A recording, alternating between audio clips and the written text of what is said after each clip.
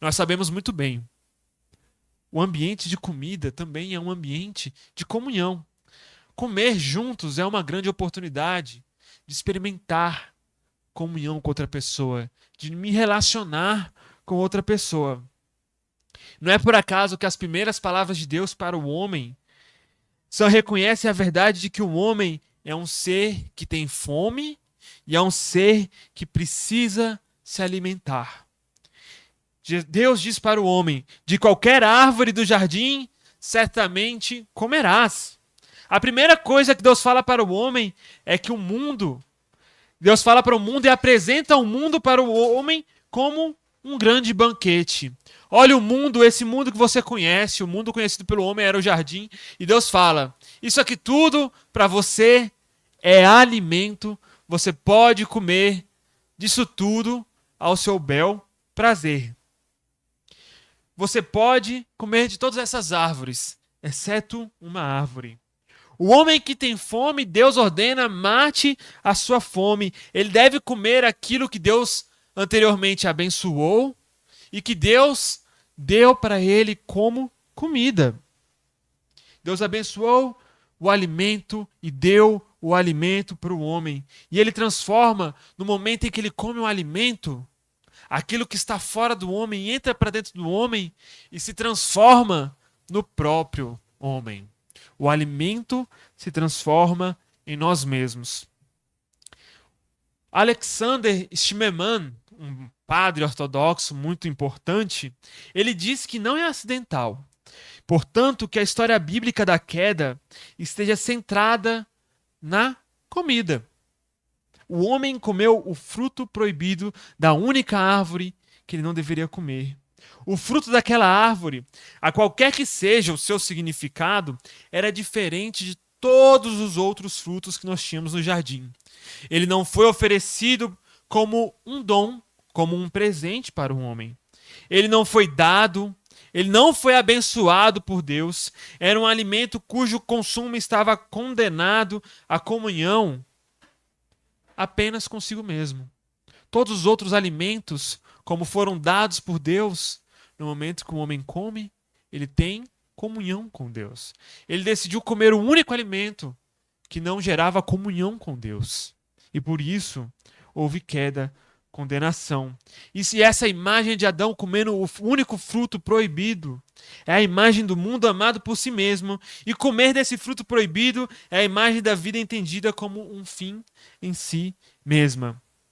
Outra coisa que nós não prestamos muita atenção quando nós lemos a nossa Bíblia é o seguinte: uma das principais funções do sacrifício do Antigo Testamento, que fica naquele livro de Levítico, está uma parte em Êxodo e um pouco em Números, e a gente não gosta muito de ler esses trechos, porque às vezes nós consideramos eles um tanto quanto tediosos, ou até mesmo um tanto quanto difíceis de leitura, e nós não percebemos certas nuances que estão ali. O sacrifício no Antigo Testamento tinha o principal objetivo de estabelecer uma relação de comunhão entre Deus e o homem. E como essa relação de comunhão entre Deus e o homem era feita? Em geral, por meio do sacrifício, que era ou de ação de graças, ou de louvor, ou de expiação. E a imagem do sacrifício era a seguinte: nós tínhamos um homem levando algum animal, ou algum pão, ou algum cereal, para que ele fosse sacrificado, oferecido a Deus ali no lugar sagrado. E ali, o homem deveria partilhar daquilo que era seu para com Deus, e ele deveria partilhar com Deus. O alimento que o homem oferecia para Deus se tornava uma refeição que o homem e Deus compartilhavam juntos.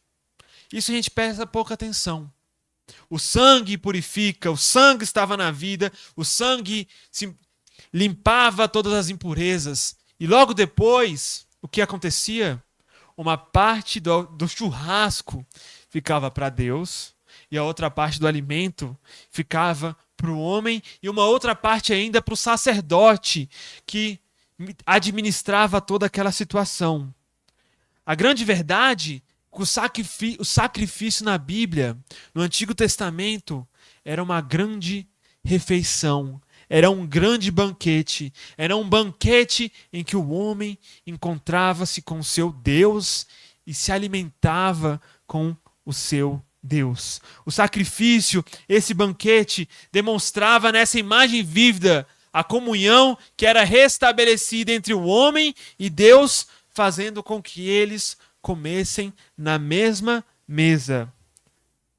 De certa maneira, então, eu posso falar que o Deus bíblico, desde o Antigo Testamento, é um Deus que deseja comer conosco. É um Deus que deseja comer conosco. Então, uma pergunta que eu faço para nós é: o que tem matado a sua fome? O que nós comemos faz toda a diferença. Desde o Éden, desde o templo antigo, do Antigo Testamento, o que tem matado a nossa fome? A resposta para essa pergunta, ela é crucial para afirmar a respeito da comunhão que nós temos com o nosso Deus. O que tem matado a sua fome? O que tem te alimentado? Essa é a questão mais decisiva na humanidade. Afinal de contas, nós somos aquilo o que nós comemos. Nós somos aquilo que nós comemos. No nosso texto de hoje, nós lemos o seguinte: Jesus dizendo para nós: eu sou o pão da vida. Essa é a frase, esse é o dito de Jesus, esse é o dito que dá nome à nossa série de sermões aqui na igreja. O Deus que ofereceu o mundo para que o mundo se tornasse o nosso alimento, agora oferece a si mesmo para que nós possamos nos alimentar dele. O Deus que fez os alimentos para que nós possamos comer, agora ele se transforma a si mesmo em alimento para que nós possamos ter comunhão com ele. Jesus diz: eu sou o pão da vida, quem vem a mim não terá fome e quem crê em mim não terá sede. A nossa leitura de hoje, João capítulo 6, versículos 22 ao 24, apresenta os eventos que aconteceram logo depois de Jesus ter multiplicado os pães e os peixes para aquela multidão, que nós lemos na semana passada, no início do capítulo 6. Nós observamos que o Evangelho de João faz questão de apresentar e fica muito nas nuances. Não é tão fácil de a gente perceber essas coisas.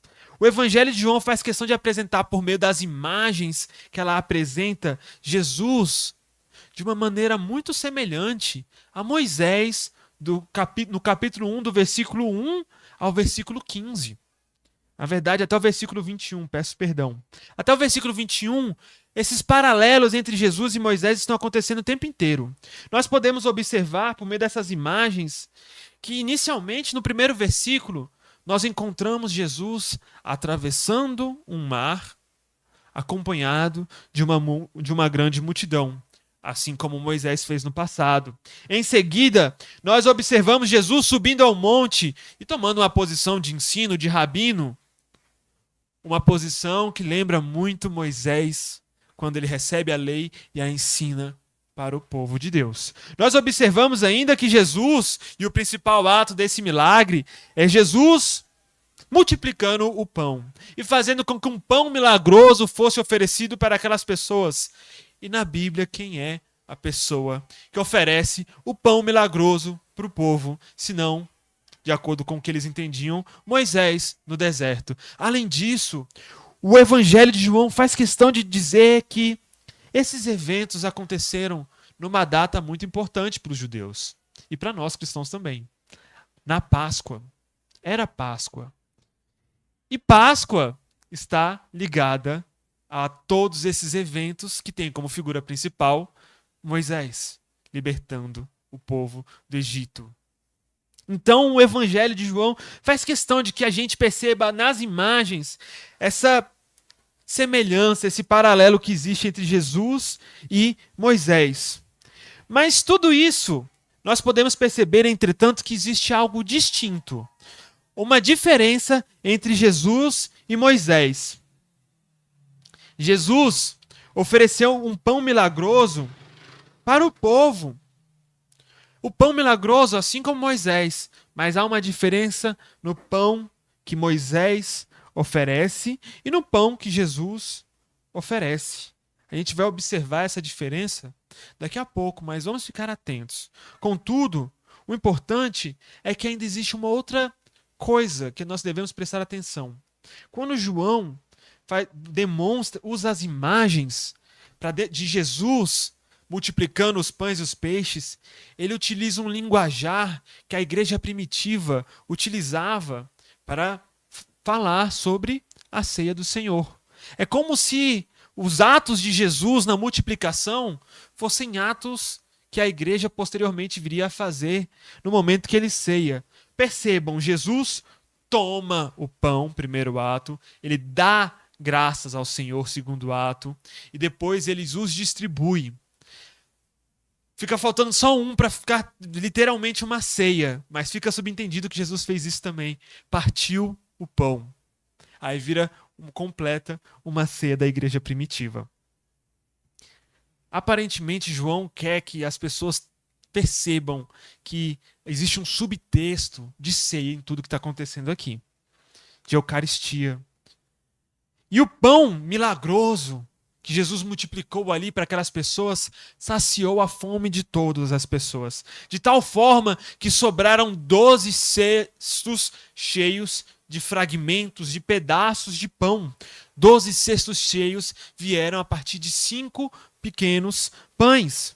Jesus, então, deixa no final, aqui no versículo 12, no versículo 13 do capítulo 6 de João, Jesus deixa sob o cuidado dos discípulos os pedaços de pão que ele multiplicou, dizendo: recolham os pedaços que sobraram para que nada se desperdice. E então eles recolheram e encheram 12 cestos com pedaços dos 5 pães que sobraram dos que haviam comido.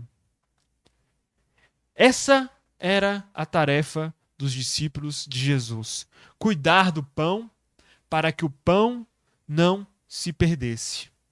Aqui nós temos uma grande diferença entre o pão que Moisés ofereceu e o pão que Jesus estava oferecendo ali. O pão que Jesus oferece é um pão que deve ser preservado, é um pão que deve ser cuidado, que deve ser zelado. É tarefa dos discípulos de Jesus cuidar desse pão, por quê? Porque ele não deve se perder. Ao contrário, o maná que foi oferecido no deserto, ele se perdia com o passar de um dia para o outro. Ele apodrecia, não poderia ser consumido. O pão que Jesus estava oferecendo, ele deve ser cuidado com todo zelo. E Jesus disse que os discípulos, dessa forma, cuidaram do pão. Eles cuidaram do pão porque o pão não deveria ser perdido, porque o pão deveria ser oferecido outras vezes, em outros momentos, e por outras pessoas no futuro também. Nós, aqui, hoje. A multidão, então, observando todos esses paralelos que o Evangelho de João faz questão de demonstrar que existem entre Moisés e Jesus, eles reconhecem e olham para Jesus e falam: esse deve realmente ao profeta que vem ao mundo. Eles olham para Jesus e veem em Jesus o cumprimento da profecia de Moisés, que ele fez no livro de Deuteronômio. Esse verdadeiramente é o profeta. E então eles tomam uma decisão. Eles não somente reconhecem que Jesus é o profeta e tentam coroar Jesus como rei, mas Jesus simplesmente foge. Não é dessa forma que Jesus deve ser coroado como rei. A cena de coroação de Jesus acontece naquela sexta-feira santa, em que se coloca uma coroa sobre sua cabeça, mas não uma coroa de ouro, uma coroa de espinhos.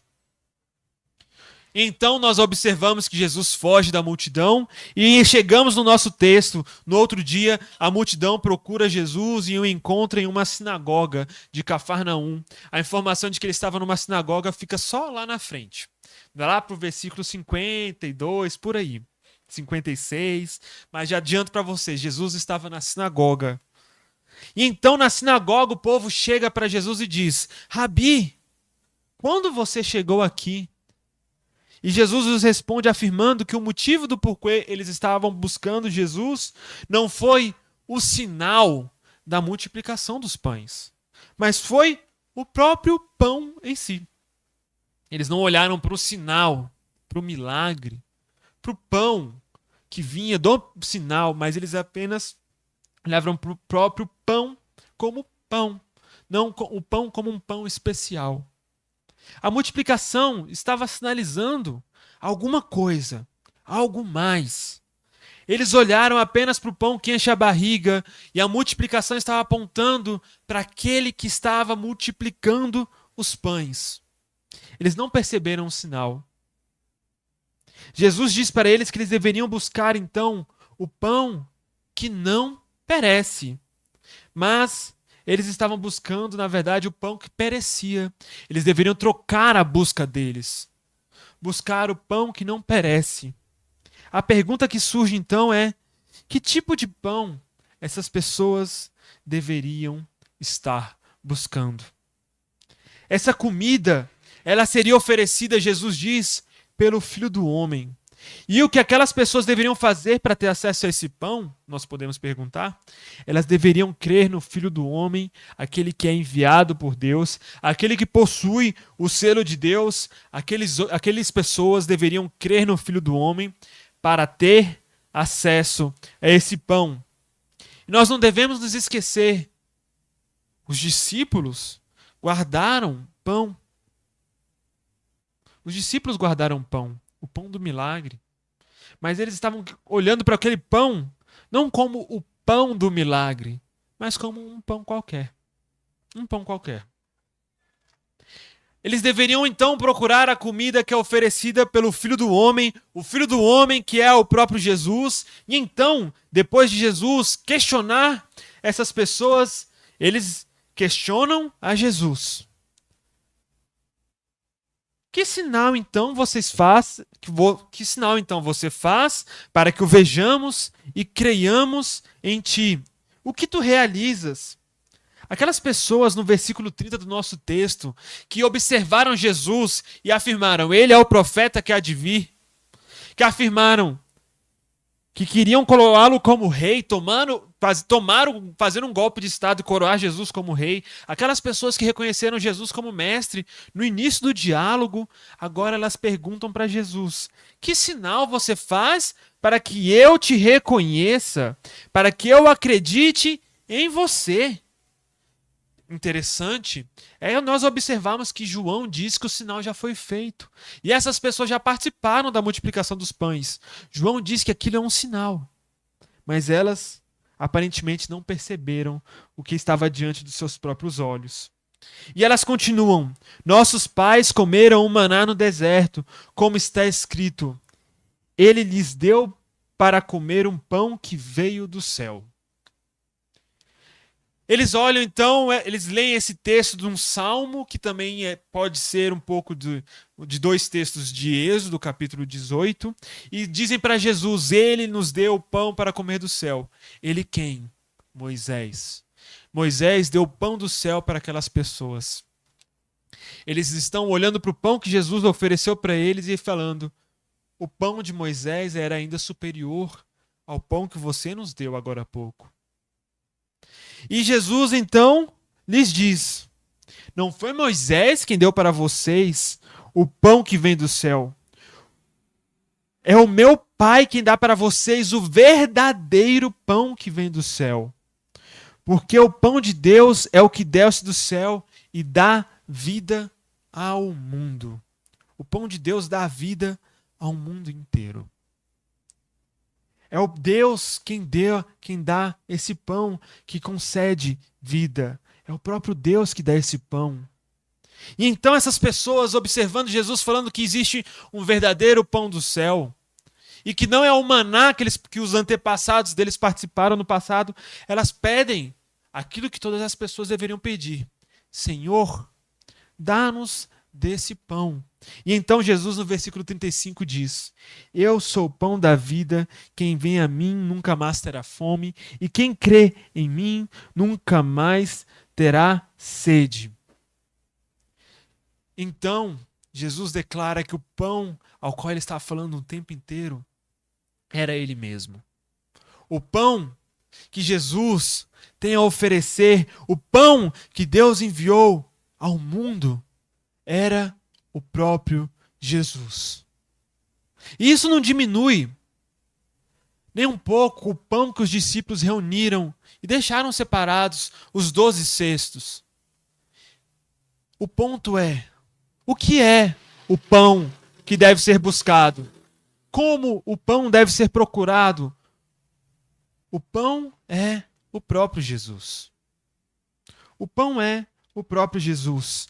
E nós devemos então ir a Jesus. Eles perguntam, como o Filho do Homem, quem vai nos dar esse pão? Jesus diz, o Filho do Homem. Depois Jesus diz, eu sou. Esse aqui também, meus irmãos, é a primeira vez em que Jesus, daquelas 7 famosas vezes, em que Jesus utiliza o eu sou alguma coisa no Evangelho de João. Eu sou a porta, eu sou o bom pastor. A primeira vez que Jesus usa esse eu sou alguma coisa no Evangelho de João é aqui. Jesus faz questão de falar, eu sou o pão que dá vida. E vocês devem se alimentar de mim. Porém, Jesus continua, vocês, porém, viram o milagre, o sinal, mas vocês não acreditaram. E Jesus ainda diz mais palavras. Jesus diz, tudo o que o Pai me der virá a mim, e quem vem a mim, eu nunca rejeitarei. Eu nunca rejeitarei, porque eu desci do céu não para fazer a minha vontade, mas a vontade daquele que me enviou. E a vontade daquele que me enviou é que eu não perca nenhum daqueles que eles me têm dado, mas que eu os ressuscite no último dia. Porque essa é a vontade do Pai. Quem quer que veja o Filho e acredite nele tem a vida eterna, e então eu o ressuscitarei no último dia. De alguma forma, participar do pão que Jesus tem a oferecer, o pão que o Filho do Homem dará no fim dos tempos, o pão que o Filho do Homem dá para nós, é participar do próprio Cristo. E crer em Jesus e participar desse banquete deveria ser a mesma coisa. O problema, então, era que faltou fé naquelas pessoas que participaram daquele milagre. Elas olharam, elas comeram daquele pão da mesma forma como Adão comeu daquela árvore, sem dar graças, sem reconhecer, sem perceber que aquele pão apontava para o Criador. A verdade é que aquilo que nós comemos dita com quem nós temos a nossa comunhão. E Deus é um Deus que quer ter comunhão conosco.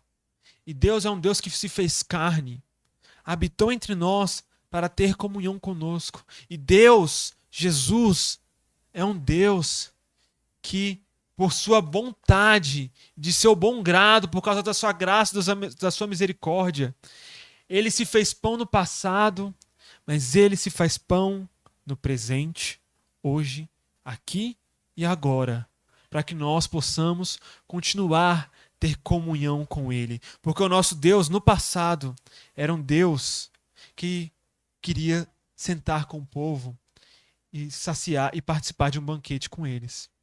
O Deus que queria participar de um banquete no passado é o Deus que se oferece como alimento conosco hoje para que nós possamos ter comunhão com ele.